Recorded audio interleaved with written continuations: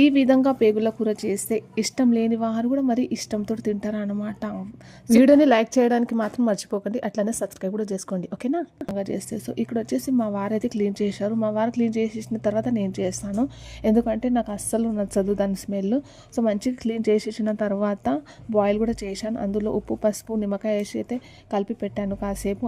మళ్ళీ ఈ మసాలా కోసం నేను ఆనియన్ ఇంకా కొబ్బరి ఫ్రై అయితే చేసుకున్నాను. అందులో టమాటో, కొత్తిమీర, అల్లం, వెల్లుల్లి ఇవన్నీ వేసి మిక్సీ పట్టి మళ్ళీ కుక్కర్లో ఇక్కడ ఆయిల్ వేసిన తర్వాత మసాలా అయితే వేసి అందులో ఉప్పు, కారం, పసుపు మళ్ళీ వేసి అందులో గరం మసాలా వేసి మంచిగా కలిపాను అనమాట. ఆ తర్వాత మనం ఇందాక కలిపి పెట్టిన పేగులని ఇందులో అయితే వేయాలి. ఇక్కడ వచ్చేసి నేను కాసేపు మూసాను. వాటర్ పోసేటప్పుడు క్లిప్స్ అయితే డిలీట్ అయ్యాయి అనమాట. సో ఇక్కడ వచ్చేసి 3-4 కుక్కర్స్, మ్యాక్సిమం ఒక 5 సీటీస్ అయితే వేయాలి.